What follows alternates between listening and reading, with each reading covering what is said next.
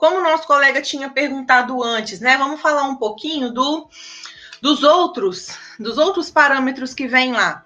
VCM ou VGM. VCM significa volume corpular médio.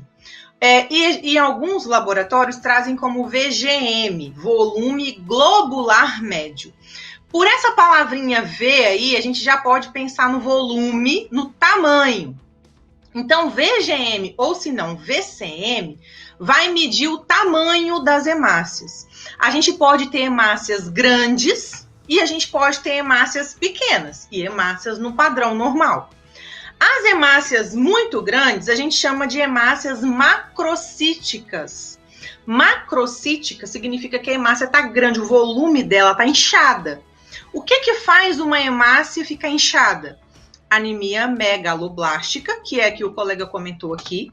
Né? Então, você vai olhar lá, preste bastante atenção, você vai olhar lá no geral.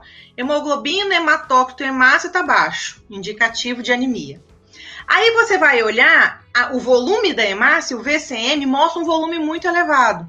Quando o volume está acima do normal, aí você já pode falar que o paciente tem que suplementar B12 e ácido fólico, certo? Porque é esse tipo de anemia que faz com que a hemácia fique grande.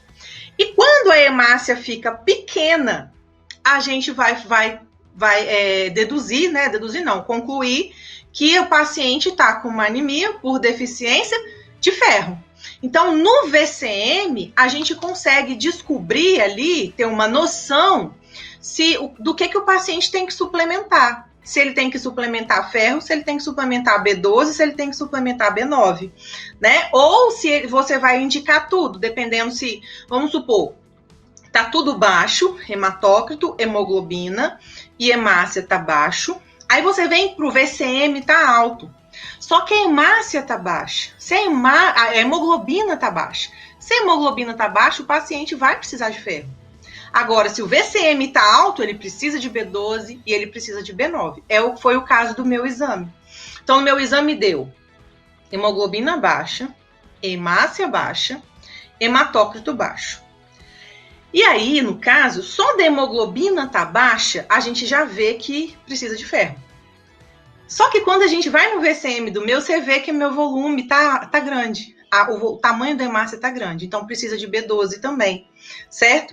Então, a gente tem que, por isso que o hemograma você vai analisar no geral, né? Então, aí é o tamanho da hemácia, beleza? Já ajuda muito.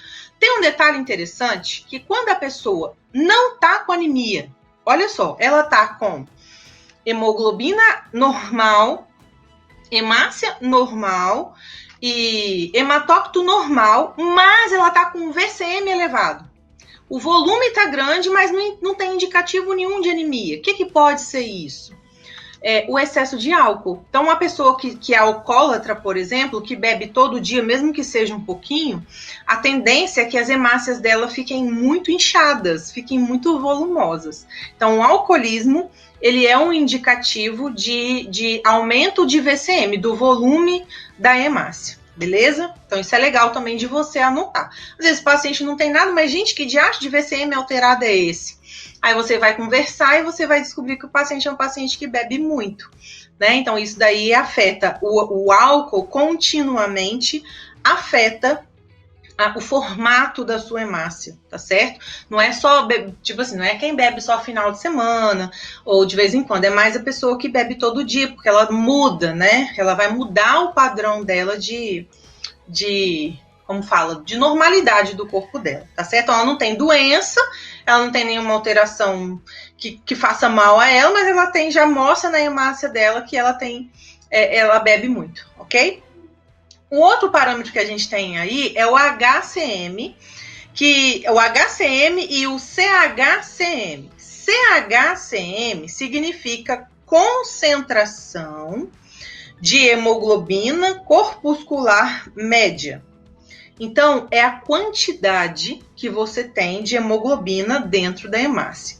No caso do VCM, a gente está falando de volume, então a gente está falando de tamanho.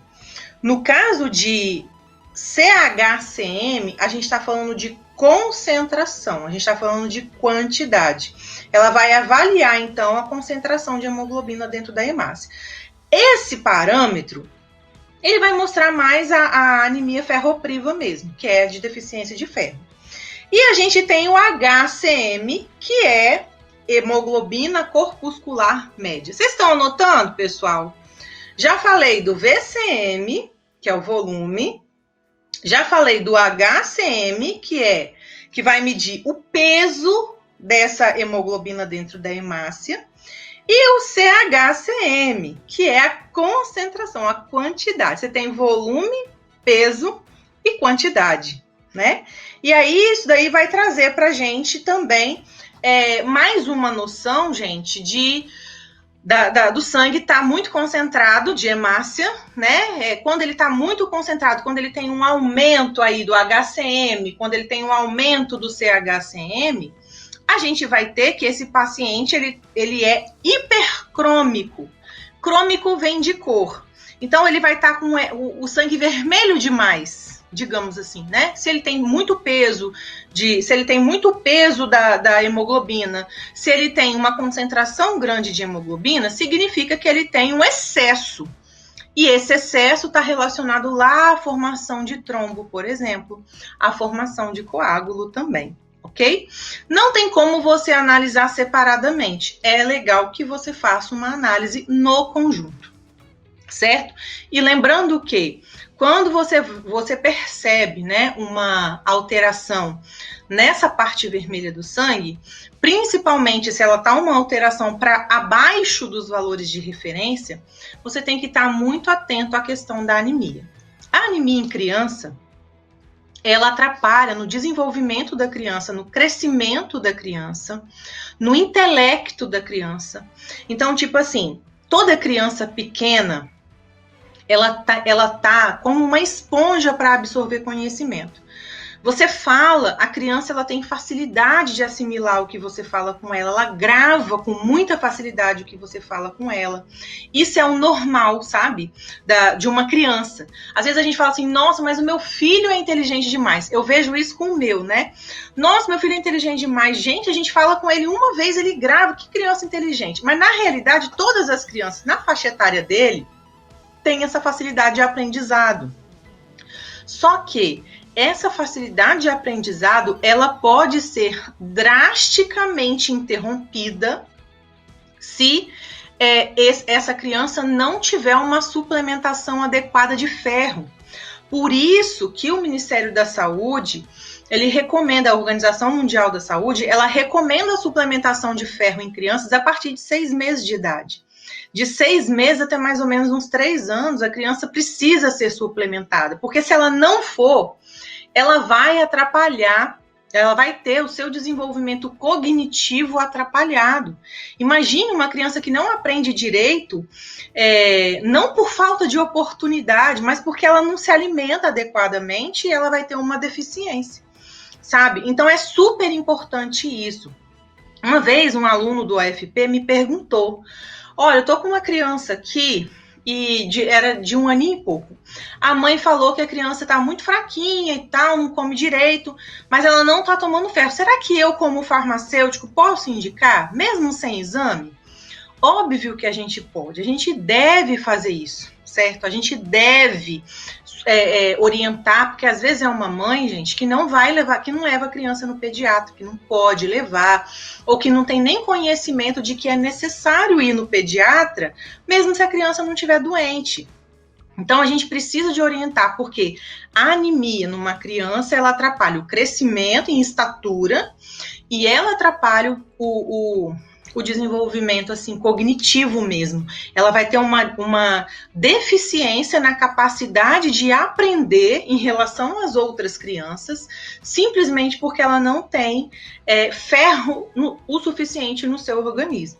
Né? Então, por isso que a gente tem que orientar a fazer essa suplementação. É dever nosso. Quem mais que a gente pode indicar para grávida? A mulher foi na farmácia comprar o teste de gravidez, você já pode vender para ela o sulfato ferroso ali ou qualquer outro tipo de ferro, né? Eu gosto muito do Noripurum porque, no meu caso, eu percebo que ele dá menos alteração gastrointestinal. O Combiron é muito bom, muito completo. Tem um Combiron B12 que é super completo, ele é muito bom. Combiron fólico também. Mas ele dá, pelo menos pela minha experiência, dá muita prisão de ventre. Noripurum dá menos. Mas às vezes a pessoa não pode comprar, né? Então você vende o sulfato ferroso. A gestante e a criança pequena, até 3 anos de idade, ela precisa fazer uma suplementação com ferro, ok? Então isso daí tem que ficar claro para nós, ok?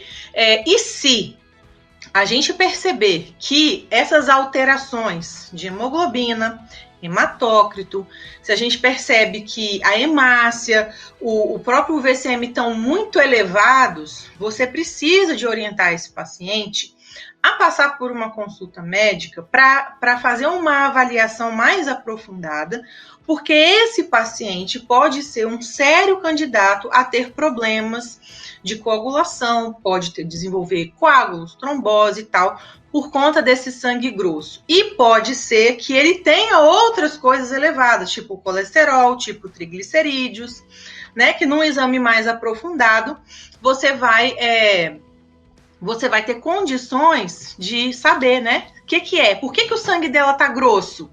Aí você tem que investigar, é colesterol? É triglicerídeo? Tem algum marcador aí importante inflamatório que está preponderando nesse paciente? Entendeu?